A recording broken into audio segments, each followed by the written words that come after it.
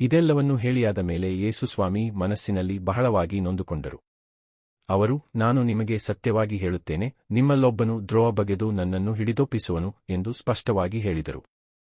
ಯೇಸು ಯಾರನ್ನು ಕುರಿತು ಹಾಗೆಂದರೆಂದು ತಿಳಿಯದೆ ಶಿಷ್ಯರು ಒಬ್ಬರನ್ನೊಬ್ಬರು ಸಂಶಯದಿಂದ ನೋಡುವವರಾದರು.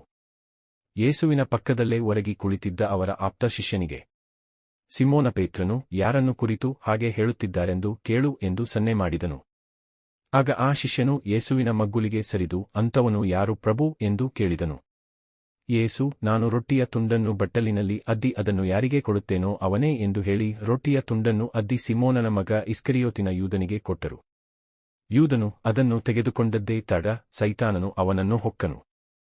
ಆಗ ಯೇಸು, ನೀನು ಮಾಡಬೇಕೆಂದಿರುವುದನ್ನು ಬೇಗನೆ ಮಾಡಿ ಮುಗಿಸು ಎಂದರು. ಊಟಕ್ಕೆ ಕುಳಿತಿದ್ದ ಶಿಷ್ಯರಿಗೆ ಯೇಸು ಹಾಗೇಕೆ ಹೇಳಿದರೆಂದು ಅರ್ಥವಾಗಲಿಲ್ಲ. ಯೂದನ ವಶದಲ್ಲಿ ಹಣದ ಚೀಲವಿದ್ದುದರಿಂದ ಹಬ್ಬಕ್ಕೆ ನಮಗೆ ಬೇಕಾದುದನ್ನು ಕೊಂಡು ಬಾ ಎಂದೋ ಬಡವರಿಗೆ ಏನಾದರೂ ಕೊಡು ಎಂದೋ ಯೇಸು ಹೇಳಿರಬೇಕೆಂದು ಕೆಲವು ಶಿಷ್ಯರು ಭಾವಿಸಿದರು. ಆ ರೊಟ್ಟಿಯ ತುಂಡನ್ನು ತೆಗೆದುಕೊಂಡ ಕೂಡಲೇ ಯೂದನು ಎದ್ದು ಹೊರಟು ಹೋದನು. ಆಗ ರಾತ್ರಿಯಾಗಿತ್ತು. ಯೂದನು ಹೊರಟು ಹೋದ ಮೇಲೆ ಯೇಸು ಸ್ವಾಮಿ ಹೀಗೆಂದರು, ಈಗ ನರಪುತ್ರನ ಮಹಿಮೆ ಪ್ರಕಟವಾಗುವುದು. ಆತನಲ್ಲಿ ದೇವರ ಮಹಿಮೆಯೂ ಪ್ರಕಟವಾಗುವುದು. ದೇವರ ಮಹಿಮೆ ಆತನಲ್ಲಿ ಪ್ರಕಟವಾದರೆ ದೇವರೇ ನರಪುತ್ರನ ಮಹಿಮೆಯನ್ನು ತಮ್ಮಲ್ಲಿ ಪ್ರಕಟಪಡಿಸುವರು, ತಕ್ಷಣವೇ ಪ್ರಕಟಪಡಿಸುವರು. ಪ್ರಿಯ ಮಕ್ಕಳೇ, ಇನ್ನೂ ತುಸುಕಾಲ ಮಾತ್ರ ನಾನು ನಿಮ್ಮೊಡನೆ ಇರುತ್ತೇನೆ, ಆಮೇಲೆ ನೀವು ನನ್ನನ್ನು ಹುಡುಕುವಿರಿ, ಆದರೆ ನಾನು ಹೋಗುವಲ್ಲಿಗೆ ನೀವು ಬರಲಾರಿರಿ ಎಂದು ನಾನು ಯೆಹೂದ್ಯರಿಗೆ ಹೇಳಿದಂತೆಯೇ ನಿಮಗೂ ಹೇಳುತ್ತೇನೆ. ಆಗ ಸಿಮೋನ ಪೇತ್ರನು, ಪ್ರಭುವೇ, ನೀವು ಹೋಗುವುದಾದರೂ ಎಲ್ಲಿಗೆ ಎಂದು ಕೇಳಿದನು.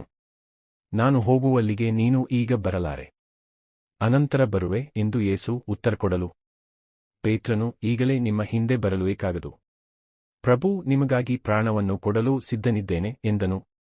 ಆಗ ಯೇಸು, ನನಗಾಗಿ ಪ್ರಾಣವನ್ನು ಕೊಡಲು ಸಿದ್ಧನಿರುವೆಯಾ?